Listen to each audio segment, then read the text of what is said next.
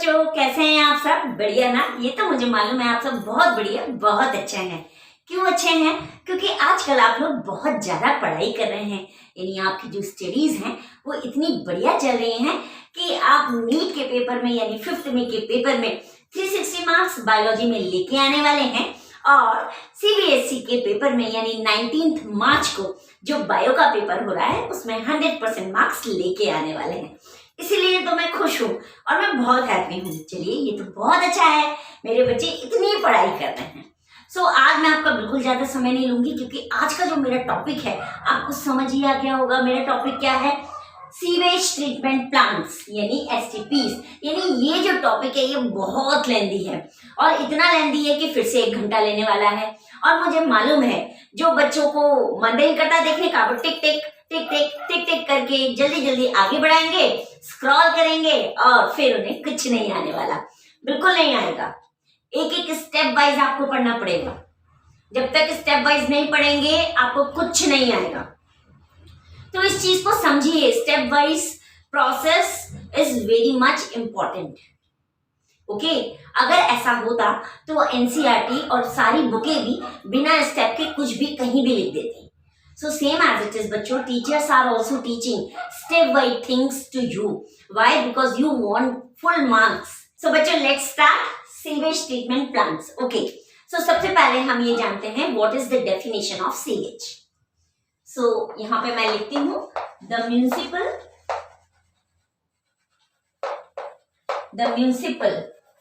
waste water is called sewage. क्या है definition? जल्दी बोलिए। The municipal waste water is called sewage. Okay, यानी सीवेज वो वाटर है जो बेसिकली हमारे घर से निकलता है, यानी हमारे घरों से निकलने वाला वो गंदा पानी जो जाके सीवेज टैंक में कलेक्ट हो जाता है। ओके, वो कैसे भी फॉर्म का हो सकता है वाटर। क्लियर? सो उस वाटर को कहाँ कलेक्ट हुआ? ये म्यूनिसिपल के सीवेज टैंक में, इसलिए हम उसको बोलते हैं municipal waste water is called sewage. Okay, और मेजर जो कंपोनेंट है इस म्यूनिसिपल वेस्ट वाटर का वो है ह्यूमन एक्सक्रीटा। सो मैं यहां लिखती हूं मेजर कंपोनेंट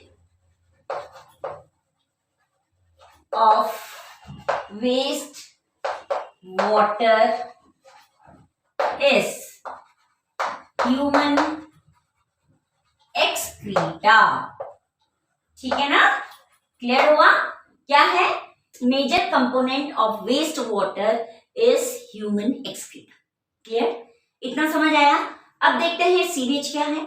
सीवेज बेसिकली मैंने आपको थोड़ी देर पहले ही बोला कि वो गंदा पानी जो जाके बेसिकली सीवेज टैंक में कलेक्ट होता है। ओके, इसके पास क्या होता है बच्चों? इसके पास है ऑर्गेनिक मैटर प्लस बहुत सारे माइक्रोब्स। ओके, सो मैं लिखूं सीवेज। सीवेज के पास क्या है बच्चों? Organic matter plus microbes. Clear हो गया आपको? कितनी इंपॉर्टेंट चीज है इसके पास। इसके पास क्या है? Organic matter. और ये ऑर्गेनिक मैटर क्या है? जो बेसिकली वेस्ट फॉर्म में हमारे घरों से निकल रहा है। और हमने किसको बोला मेजर कंपोनेंट बच्चों? म्यूनिसिपल वेस्ट वाटर को, ह्यूमन एक्सक्रीटा को। ओके, अब जब हम इसकी बात कर रहे हैं तो नेचुरल बात है बच्चों, जो ये माइक्रोब्स हैं ये ऑलमोस्ट पैथोजेनिक होंगे, ये हमें मालूम है। कैसे होंगे ये? पैथोजेनिक। और अगर ये पैथोजेनिक माइक्रोब्स और ऑर्गेनिक मैटर वापस से हमारे घर में सप्लाई हो जाए तो नो डाउट बच्चों डिजीजेस तो होंगी ही। और ये डिजीजेस किस फॉर्म में होंगी? बहुत ही डेंजरस फॉर्म में वाटरबोर्न डिजीजेस हमारी बॉडी के अंदर आएंगे। इसीलिए बच्चों इस वेस्ट वाटर को डायरेक्टली नेचुरल बॉडीज में डिस्पोज नहीं करते। ओके, क्या नहीं करते? डायरेक्टली नेचुरल बॉडीज यानी रिवर्स और स्ट्रीम्स में डिस्पोज नहीं करते।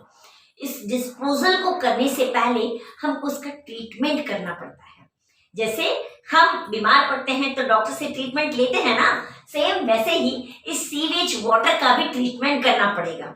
जब तक ट्रीटमेंट नहीं होगा हम इस वाटर को हमारी नेचुरल बॉडीज में डिस्पोज नहीं करेंगे। ओके, सो मैं नेक्स्ट पॉइंट क्या लिखूंगी? Do not dispose sewage in side और इनटू कर दीजिए into the natural bodies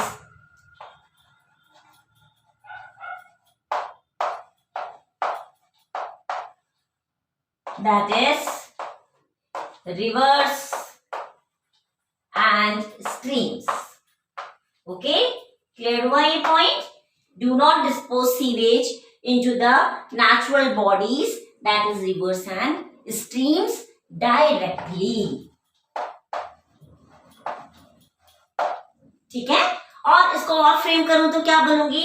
Do not dispose sewage directly into the natural bodies that is rivers and streams. Okay, then अब next point क्या होगा? अगर मैं डायरेक्टली डिस्पोज नहीं कर रही हूं तो मुझे क्या करना पड़ेगा? इसका ट्रीटमेंट करना पड़ेगा। तो नेक्स्ट पॉइंट मेरा क्या होगा? बिफोर डिस्पोजल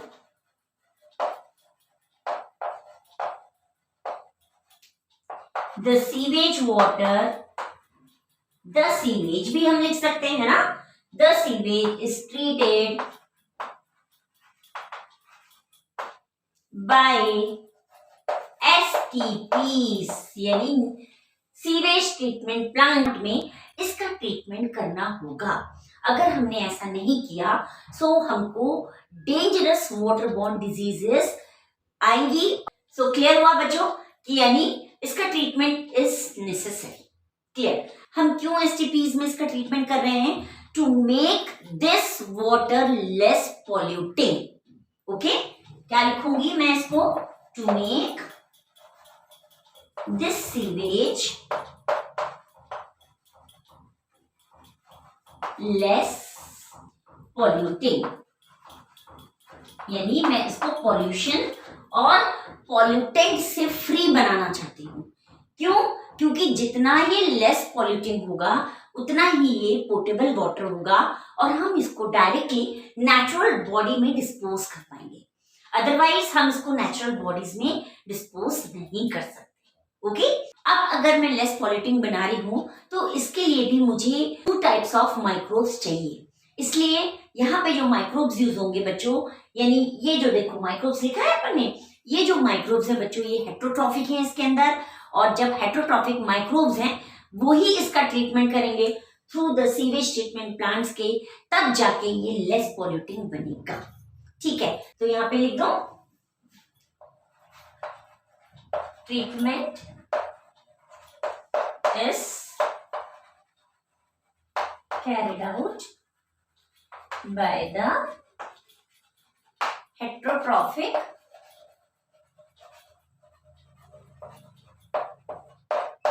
microbes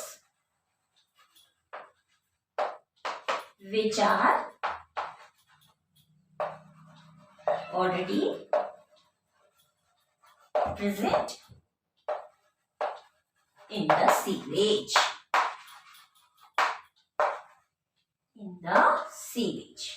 ओके, यानी ये जो माइक्रोब्स हैं बच्चों ये ऑलरेडी इस सीवेज के अंदर प्रेजेंट है, तभी तो हमने देखो लिखा sewage means organic matter plus microbes. तो जब ये ऑलरेडी प्रेजेंट है तो बस ट्रीटमेंट होगा, किसके थ्रू होगा? सीवेज ट्रीटमेंट प्लांट्स के थ्रू। और किसके थ्रू होगा? ये हेट्रोट्रॉफिक माइक्रोब्स के थ्रू। क्लियर? और फिर इस तरीके से जो हमारा सीवेज वाटर है वो लेस पॉल्यूटिंग हो जाएगा। ओके, अब इस पूरे प्रोसेस को करने के लिए मुझको फिर से 2 स्टेप्स में जाना पड़ेगा, यानी this whole process is carried out by the 2 stages. First is primary stage and second is secondary stage और द बायोलॉजिकल ट्रीटमेंट। ओके, तो चलिए मैं यहां लिखूं। सो क्या लिख दूं मैं इसको? प्रोसेस। इसको करने के लिए मुझे 2 स्टेजेस चाहिए। 2 स्टेजेस, पहली कौन सी होगी बच्चों? प्राइमरी ट्रीटमेंट और दूसरी कौन सी है हमारी सेकेंडरी ट्रीटमेंट, सेकेंडरी और बायोलॉजिकल ट्रीटमेंट।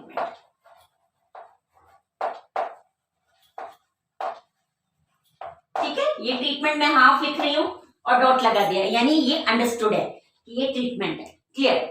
सो इस पूरे प्रोसेस को करने के लिए अगेन मुझे 2 स्टेजेस चाहिए, वो है प्राइमरी ट्रीटमेंट, सेकेंडरी और द बायोलॉजिकल ट्रीटमेंट। इसको अच्छे से ध्यान रखिएगा, सेकेंडरी और द बायोलॉजिकल ट्रीटमेंट। चलिए अब पहले प्राइमरी ट्रीटमेंट देख लेते हैं कि इस प्राइमरी ट्रीटमेंट में क्या होगा। इस प्राइमरी ट्रीटमेंट को अगेन मैं 2 डिविजन्स में सब डिवाइड कर दूंगी। ठीक है, सो यानी इस प्राइमरी ट्रीटमेंट के अंडर फिर से 2 प्रोसेस आएंगी। सो पहला होगा मेरा फिल्ट्रेशन और दूसरा होगा मेरा सेडिमेंटेशन। सेडिमेंटेशन, ठीक है, क्लियर हुआ आपको? प्राइमरी ट्रीटमेंट के अंदर अगेन 2 प्रोसेस हैं, filtration and the sedimentation. Filtration होगा, हमने देखा कि सीवेज वाटर सीवेज टैंक के अंदर आ गया। इस सीवेज टैंक में सीवेज वाटर के साथ साथ बहुत सारे और भी मटेरियल आते हैं, जैसे कहीं से पन्नी उड़ती हुई आ गई, कहीं कागज डिजोल्व होकर आया होगा, कहीं से कुछ मेटल्स डिजोल्व होकर आए होंगे। सो इस तरीके से बहुत सारे बिगर और स्मॉलर डीब्रीज भी इसके अंदर होंगे और कुछ फ्लोटिंग डीब्रीज भी होंगे। सो सब फिल्ट्रेशन के थ्रू हम क्या करेंगे, रिमूवल ऑफ फ्लोटिंग डीब्रीज। ठीक है, साथ में सिक्वेंशियल फिल्ट्रेशन करेंगे, यानी पहले हम इस वेस्ट वाटर का सिक्वेंशियल फिल्ट्रेशन करते जाएंगे, 1 बार 2 बार 3 बार, और साथ में रिमूव क्या करते जाएंगे बच्चों, जो फ्लोटिंग डीब्रीज होगी उसको रिमूव करते जाएंगे। ओके, तो पहला लिखूं, इसका पॉइंट क्या है, सिक्वेंशियल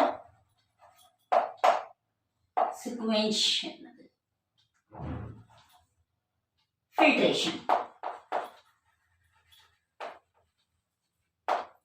ठीक है, सिक्वेंशियल फिल्ट्रेशन। और दूसरा क्या होगा बच्चा, रिमूवल ऑफ फ्लोटिंग डीब्रीज।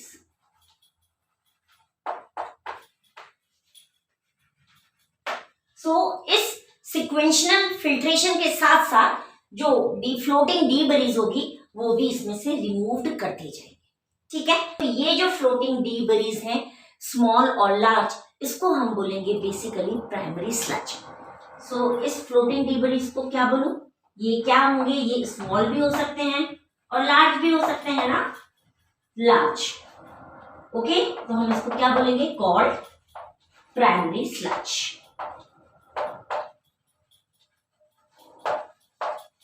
क्या बोला मैंने इसको बेटा, प्राइमरी स्लज। ओके, अब बच्चों क्या होगा, जितना भी वेस्ट वाटर कलेक्ट हुआ है उसको हम अब सेटल करेंगे थ्रू सेडिमेंटेशन। ठीक है, सो क्या करूं मैं इसमें, सेकेंड वाले प्रोसेस में, सेटल डाउन द किसको, वाटर, वेस्ट वाटर लिख देते हैं, है ना, settle down the waste water को हम सेटल कर देंगे, यानी सेडिमेंट कर देंगे। जब ये सेटल होगा तो ऑटोमेटिकली इसके पास कुछ और अभी मटेरियल बाकी है जिसको हमको रिमूव करना है। सो वो होता है ग्रिट। क्या होगा, ग्रिट। ग्रिट क्या है, एक तरीके की सॉइल और स्मॉल पैबल्स हैं बच्चों। ठीक है ना, क्या है ये ग्रिट, सॉइल और स्मॉल पैबल्स का मिक्सचर है। तो जैसे ही ये सेडिमेंटेशन प्रोसेस के अंदर जाएगा, फिल्टर्ड वेस्ट वाटर वो सेटल्ड होगा तो साथ में उसके जो ग्रिट है, जो कि सॉइल प्लस स्मॉल पैबल्स है, वो वहां पे सेटल हो जाएंगे। अब हमको जो वेस्ट वाटर मिलेगा बच्चों, वो एक्चुअली हमको एफ्लुएंट मिलेगा। किस फॉर्म में मिलेगा, सुपरनेटेंट फॉर्म में। सो मैं यहां लिखूं, called,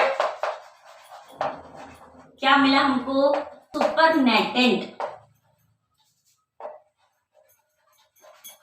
supernatant form, the effluent. Clear हो गया, क्या मिल गया सेडिमेंटेशन के थ्रू, एफ्लुएंट। किस फॉर्म में है, सुपरनेटेंट फॉर्म में। ओके, सो हमको प्राइमरी ट्रीटमेंट के थ्रू क्या मिला, हमको प्राइमरी ट्रीटमेंट के थ्रू एक तो प्राइमरी स्लज मिला जो सिक्वेंशनल फिल्ट्रेशन के थ्रू रिमूवल ऑफ फ्लोटिंग डीब्रीज हुई और हमको एक बहुत ही सॉलिड मटेरियल मिला। तो यहाँ पे small and large solid material लिख लीजिएगा। ये लिख दूं मैं यहाँ पे आपको, स्मॉल लार्ज सॉलिड फॉर्म और मटेरियल, ठीक है, उसको बोलेंगे हम प्राइमरी स्लज। याद रखिएगा, what is primary sludge? Solid form of material, large और small, this is called primary sludge. Okay. और बच्चों अगर मैं सेडिमेंटेशन की बात करूं, सो ये जो फिल्टर्ड वेस्ट वाटर होगा इसको हम बेसिकली सेडिमेंट कर देंगे, यानी सेटल डाउन करेंगे। जब हम इसको सेटल डाउन करेंगे तो जो ग्रिट होगी, ग्रिट यानी जो सॉइल और स्मॉल पैबल्स होंगे वो भी उसके अंदर सेटल डाउन हो जाएंगे, सेडिमेंट हो जाएंगे, और फिर जो हमको ऊपर तैरता हुआ वेस्ट वाटर मिलेगा उसको बोलेंगे सुपरनेटेड फॉर्म ऑफ वेस्ट वाटर। क्या कहलाएगा? एफ्लुएंट। ओके। अब ये जो एफ्लुएंट है बच्चों, ये बेसिकली सेकेंडरी और बायोलॉजिकल ट्रीटमेंट में जाएगा। किस में जाएगा? सेकेंडरी और बायोलॉजिकल ट्रीटमेंट में। क्लियर? तो बच्चों मैं कैमरे के पीछे जा रही हूं, जल्दी से स्क्रीनशॉट ले लीजिए। ओके।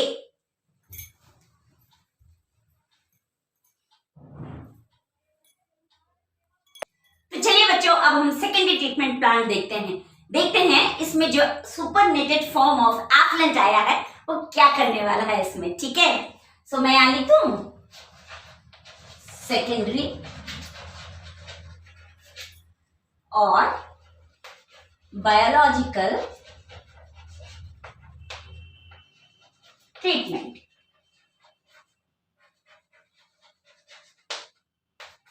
ठीक है, तो हम यहाँ क्या पढ़ने वाले हैं? सेकेंडरी और बायोलॉजिकल ट्रीटमेंट पढ़ने वाले हैं। तो देखते हैं इस सेकेंडरी और बायोलॉजिकल ट्रीटमेंट में ये एफ्लुएंट करता क्या है। इस एफ्लुएंट क्या आया हम पे? एफ्लुएंट आया है। आगे हम पे ये एफ्लुएंट, हम इसको बच्चों किसके अंदर डाल देंगे? हम इसको बेसिकली एक खूब बड़े एरेशन टैंक में पोर कर देंगे। मैं लिख दूं effluent passed into big aeration tank। ठीक है, किसमें दे दिया मैंने? एक बिग एरेशन टैंक। अब यहाँ पे इस बिग एरेशन टैंक का मतलब ये है जिसके नीचे बच्चों बहुत बड़े ब्लोअर्स लगे रहते हैं। वो ब्लोअर्स का काम क्या होता है? इस वाटर को एजिटेट करना। एजिटेट करेंगे यानी हम ये बोल सकते हैं कि हम इसको, जैसे आपने कभी मक्खन निकालते हुए देखा हो, तो माता यशोदा को कभी आपने मक्खन निकालते देखा हो तो किस तरीके से रस्सी से, डंडे से लगकर वो उसको आगे पीछे करती हैं तो ऑटोमेटिकली मक्खन निकल आता है ना। सेम वैसे ही बच्चों इसको हमको एजिटेट करना है, यानी हमको इसको इतना मथना है कि जब ये मथेगा, यानी जब ये एजिटेट हो जाएगा मैकेनिकली इस एडिशन टैंक में, तो ऑटोमेटिकली इसके अंदर फ्लॉक्स डेवलप हो जाए। क्या डेवलप हो जाए? फ्लॉक्स। ठीक है, देखो क्या करा, इस एफ्लुएंट को पास कर दिया किसके अंदर? लार्ज एडिशन टैंक में। Effluent is agitated mechanically constantly mechanically. ठीक है, तो ये तीन हैवी वर्ड्स याद रखिएगा। लार्ज एरेशन टैंक में हमने इस एफ्लुएंट को डाल दिया, ये इसको एजिटेट करेंगे, एयर देंगे और क्या पास करेंगे हम इसमें? Effluent is agitated constantly mechanically and air is pumped into it, और इसमें साथ में एयर भी पंप करते जाएंगे। Clear? Same as it is एक एरेशन टैंक है बहुत बड़ा। उस एरेशन टैंक को बेसिकली एक पाथवे फॉर्म में बनाया हुआ है। आप पिक्चर देखिएगा, एनसीईआरटी की बुक में पिक्चर है, एक बहुत बड़ा एरिया है, उसके अंदर उन्होंने सीमेंटेड कुछ पाथवे बना दिए हैं, उसके नीचे बहुत बड़े बड़े फैंस लगे हुए हैं। ओके, जो एयर पुश करते हैं उस टैंक के अंदर। ठीक है, जब इस वाटर को, जैसे ये एफ्लुएंट इसके अंदर आएगा, वेस्ट वाटर, ऑटोमेटिकली वो जो बॉलर्स हैं वो ओपन हो जाएंगे और इसको बेसिकली एयर भी देंगे, साथ में मैकेनिकली एजिटेट भी करेंगे, पूरी तरीके से मथ देंगे। ठीक है, तो जब हम इसको मथेंगे तो क्या डेवलप्ड होगा? फ्लॉक्स, मैं अंडरलाइन भी कर दे रही हूं, आर डेवलप्ड। क्या डेवलप्ड हुआ बच्चों? फ्लॉक्स। ये ध्यान रखिएगा, ये डेफिनेशन आपके सीबीएसई में भी एग्जाम में आती है, यानी क्लास 12 के बोर्ड एग्जाम्स में आती है, व्हाट इज फ्लॉक, और आपका नीट में भी पूछा जाता है, ये इंपॉर्टेंट है, व्हाट इज फ्लॉक। ठीक है, तो फ्लॉक है क्या? ये भी मैं डेफिनेशन के फॉर्म में यहां लिख रही हूं। The masses of bacteria are associated with fungal filaments to form mesh-like structure. Mesh-like structures. This is basically the definition of flux. Most important definition. The masses of bacteria are associated with fungal filaments to form mesh-like structures. This is flux. Okay? So basically agitated करने का इस effluent को, main हमारा purpose क्या है? हम जब इसको एजिटेट करेंगे और एयर को पंप करेंगे, ऑटोमेटिकली बच्चों इस एफिलेंट के अंदर ये फ्लॉक्स डेवलप्ड हो जाएगा। और ये फ्लॉक्स है क्या? Flocs basically masses of bacteria are associated with fungal filaments to form mesh like structures. Definition as it is लिखनी है, अगर ये सीबीएसई के एग्जाम में आता है, व्हाट इज फ्लॉक, याद रखिएगा डेफिनेशन एज इट इज लिखना, एक वर्ड भी इधर का उधर नहीं हो, then only you will get the marks बेटा। नीट में टिक लगाना है, बट सीबीएसई में रिटर्न करना है, पेन पेपर टेस्ट देना है। सो उस पेन पेपर टेस्ट के लिए प्रिपरेशन कर लीजिए, और प्रिपरेशन जो होनी चाहिए वो बिल्कुल इसी तरीके की होनी चाहिए। कुछ डेफिनेशंस जो होती हैं उसको हम चेंज नहीं कर सकते। Okay, so clear this. What are flocks? Flocks are basically the masses of bacteria are associated with fungal filaments to form mesh-like structures. तो क्या फॉर्म हो गया इस एफिलेंट में बच्चों? अब फ्लॉक्स। अब ये फ्लॉक्स क्या करेगा? अच्छा ये बताइए मुझे बच्चों, जो सीवेज है उसके अंदर मेन जो वाटर कंटेंट है वो किस फॉर्म में है? जल्दी बोलिए। वेरी गुड, ऑर्गेनिक मैटर के फॉर्म में है। किस फॉर्म में है? ऑर्गेनिक मैटर के फॉर्म में। ओके, और साथ में क्या है? माइक्रोब्स, ये हम पढ़ चुके हैं। सो माइक्रोब्स ने क्या बना लिया? मैश लाइक स्ट्रक्चर बना लिया। अब ये करेंगे किस पे अटैक? ये सीवेज के ऑर्गेनिक मैटर पे अटैक करने वाले हैं, यानी सीवेज के वेस्ट वाटर पे अटैक करने वाले हैं। ठीक है, सो ये फ्लॉक्स क्या करेंगे? Flocs are consumed the organic matter of sewage। क्या खा रहे हैं? जल्दी बोलिए। सीवेज का ऑर्गेनिक मैटर को खा रहे हैं। क्लियर? फ्लॉक्स क्या कर रहे हैं? Flocs are consumed the organic matter of sewage, और जब इसको कंज्यूम करेंगे, जितना कंज्यूम करेंगे उतना हमारा जो ये सीवेज वाटर है ये क्लियर होता जाएगा, यानी विदाउट पॉल्यूटेंट होता जाएगा। क्लियर? सो मैं क्या लिखूं? So what is the main function of flocs? So function लिखूं यहां पे, पहले मैं हेडिंग डाल दूं ऐसे, फंक्शंस। क्या रिड्यूस करेगा? ये reduces the BOD of sewage। देखिए कितने बड़े बड़े लेटर्स में मैंने लिखा है BOD। सो बच्चों मैंने आपको ये बोला कि ये जो फ्लॉक है बेसिकली ये सीवेज का ऑर्गेनिक मैटर को कंज्यूम करता जाएगा। जितना ये कंज्यूम करेगा उतना ही ये जो सीवेज वाटर है वो लेस पॉल्यूटेंट होता जाएगा। ठीक है, सो लेस पॉल्यूटेंट हो रहा है यानी क्या कर रहा है, reduces the BOD of sewage. BOD यानी BOD full form biochemical oxygen demand. इसको एज इट इज लिखना है, ये याद रखिएगा, एक वर्ड भी अलग नहीं होना चाहिए। बीओडी को लेके एमसीक्यूज आते हैं। सो क्लियर फुल फॉर्म इसका क्या है बच्चों, बायोकेमिकल ऑक्सीजन डिमांड। क्या है, बायोकेमिकल ऑक्सीजन डिमांड। तो अगर लिखने आता है what is the main purpose of floc, main purpose of floc is to reduce the BOD of sewage. Less the BOD of sewage, less the pollutant of sewage. Okay, so मैं यहां लिख दू less the BOD means less the polluting और less the polluting of sewage। Clear, जितना BOD कम होगा उतना ही आपका सीवेज जो वेस्ट वाटर है वो क्लियर होगा और पॉल्यूशन फ्री होगा।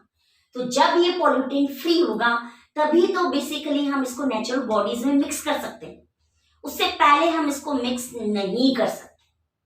क्लियर, बिल्कुल क्लियर। नाउ क्लियर हो गया ये। अब इसके बाद भी एक बहुत लंबा प्रोसेस है।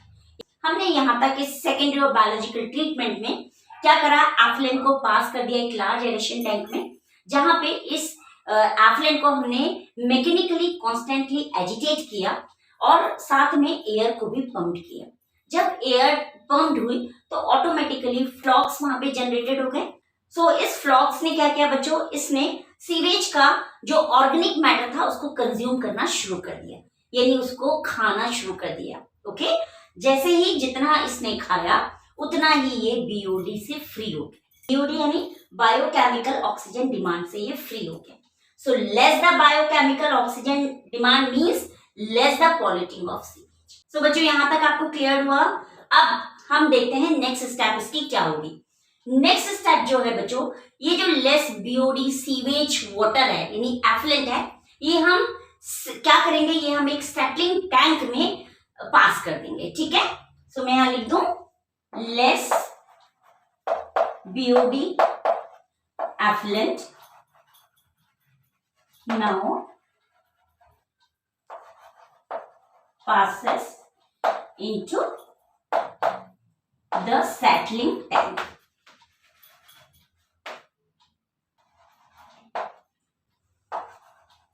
ठीक है, क्या कर दिया हमने, एक ये जो लेस बीओडी एफ्लुएंट है इसको हमने कहां पास कर दिया बच्चों, सेटलिंग टैंक के अंदर। ओके, अब इस सेटलिंग टैंक में हम क्या करेंगे, इस लेस बीओडी एफ्लुएंट को बेसिकली क्या करेंगे, सेटल कर देंगे यानी सेडिमेंटेशन कर देंगे। ठीक है, नाउ अब जब ये लेस बीओडी एफ्लुएंट सेटल हुआ है सेटलिंग टैंक में तो ऑटोमेटिकली इसके अंदर जो फ्लॉक है वो भी सेटल हो जाएगा, है ना। तो नेक्स्ट पॉइंट क्या लिखूं, now the flocs are also sedimented. हो गए ना सेडिमेंटेड, ये भी सेडिमेंटेड हो जाएंगे। अब जब ये भी सेडिमेंटेड हो गए तो अब क्या होना है, अब ये जो फ्लॉक सेडिमेंट हुए हैं इसको एक नाम देंगे हम। सो नेक्स्ट लाइन लिखूं, this sedimented flocs are called activated sludge.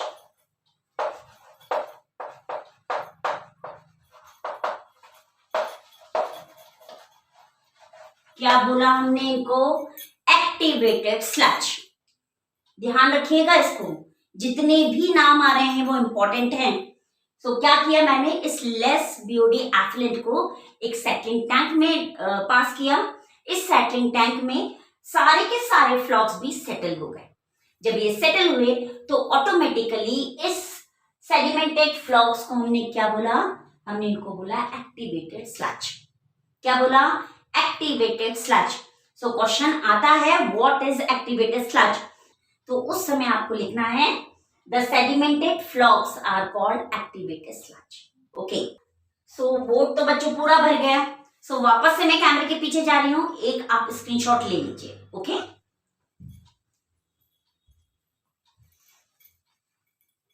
सो बच्चों इसमें हमको 3 बेसिकली क्वेश्चंस बहुत इंपॉर्टेंट आए हैं। पहला है हमारा व्हाट आर फ्लॉक्स, सेकंड है हमारा व्हाट इज बीओडी, और थर्ड है हमारा व्हाट इज एक्टिवेटेड स्लज। तो इसको बिल्कुल याद रखिएगा, बहुत इंपॉर्टेंट है। ओके, अब हमको ये देखना है कि ये जो एक्टिवेटेड स्लज इसका हम करेंगे क्या। इस एक्टिवेटेड स्लज को हम बच्चों वापस से पंप बैक करेंगे, किसमें, एरेशन टैंक में। क्यों करेंगे, क्योंकि जो वाटर पीछे से सीवेज वाटर आ रहा है उसको भी तो फ्लॉक्स चाहिए। सो इस एक्टिवेटेड स्लज को हम उसमें पंप बैक कर देंगे और वापस से वहां पे जो एक्टिवेशन है यानी इस प्रोसेस का पूरा ट्रीटमेंट है वो स्टार्ट हो जाएगा। ओके, तो यहाँ पे मैं एक लाइन और लिख रही हूँ। क्या कर रहे हैं हम इस एक्टिवेटेड स्लज को, a small amount of activated sludge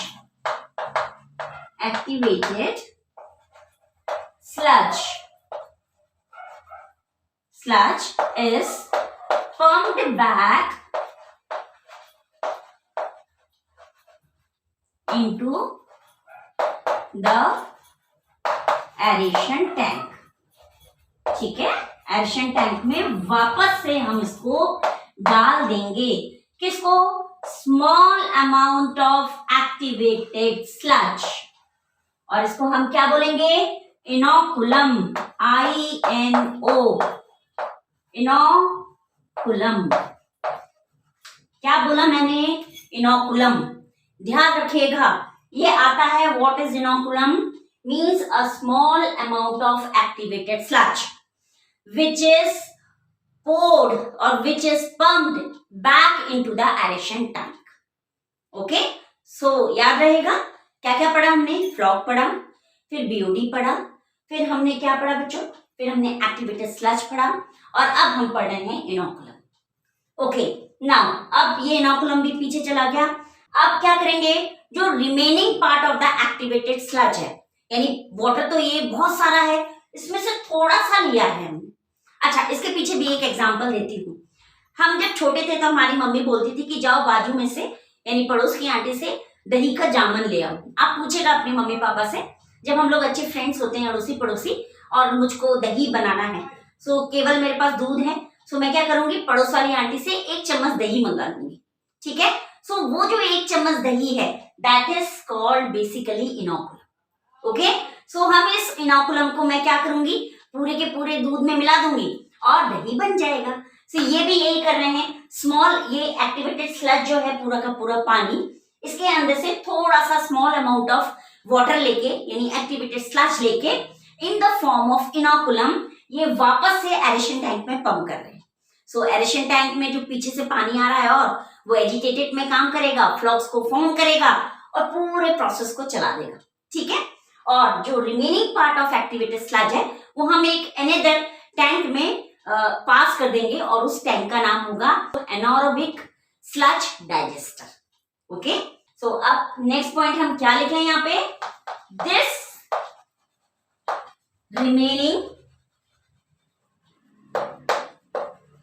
activated sludge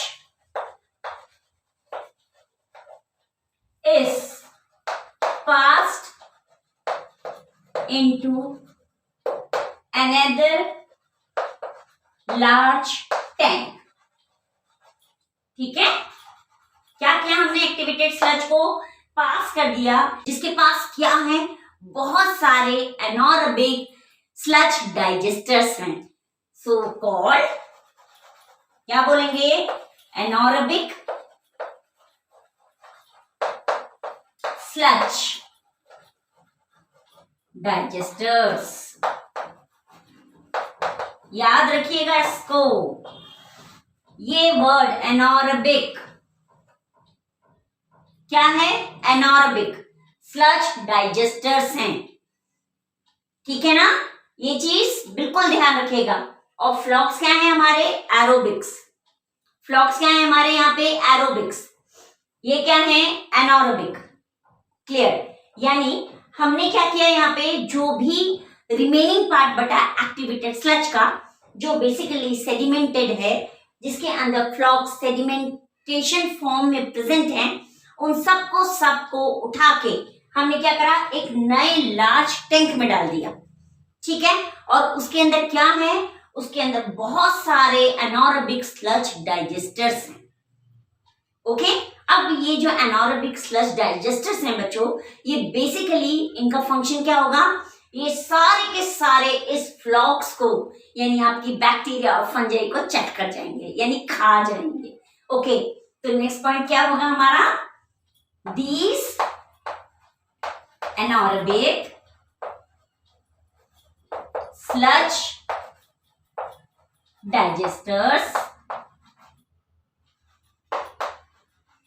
are consumed the flocks। क्या खा गए? सारे के सारे फ्लॉक्स को खा गए। ओके? कौन खा गए? Anaerobic sludge digesters. यानी ये जो एनारोबिक स्लज डाइजेस्टर्स हैं, ये सारे के सारे फ्लॉक्स को कंज्यूम्ड कर जाएंगे। ओके? सो क्लियर हुआ आपको? ये क्या हुआ यहाँ पे? The anaerobic sludge digesters are consumed the flocs. Flocs में क्या है बच्चों हमारा? Bacteria and fungi. इन दोनों को ये चट कर जाएंगे। अब जब ये चेक करेंगे, यानी खाएंगे, यानी इनको डिग्रेड करेंगे, यानी कंज्यूम्ड करेंगे, तो उस समय कुछ गैसेस निकलेंगे। Okay? So this time, at this time, few gases are released. Example, methane यानी CH4, hydrogen sulphide and carbon dioxide. ये तीन मेन गैसेस निकलेंगी। कौन कौन सी? Methane, hydrogen sulphide and carbon dioxide. और इनको हम क्या बोलेंगे बच्चों? बायोगैस।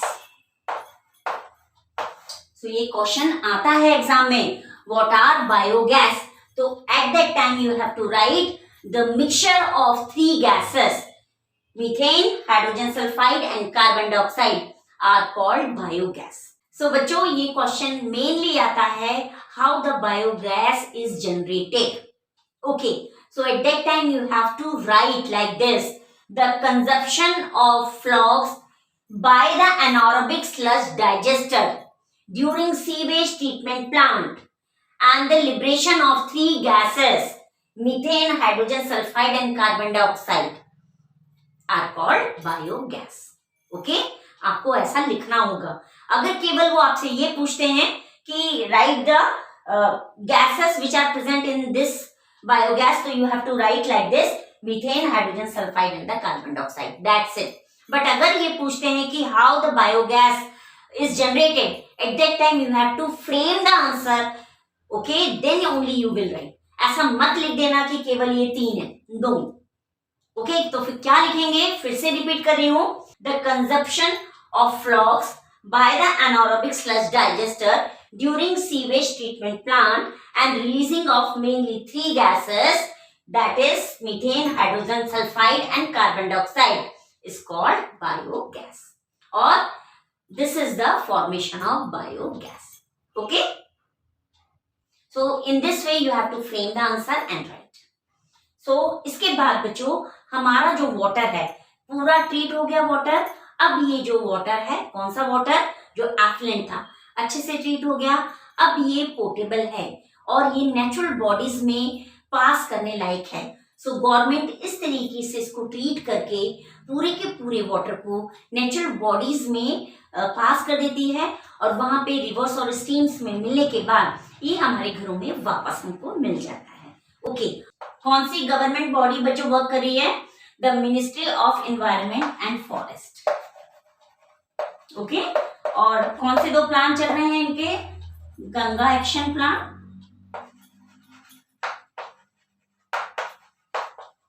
और Yamuna action plan. Yamuna action plan, clear? So इस तरीके से हमारा इस तरीके से बच्चों आज हमने क्या पढ़ा? Sewage treatment plant. मैं कैमरे के पीछे जा रही हूं, इसका जल्दी से स्क्रीनशॉट ले लीजिए।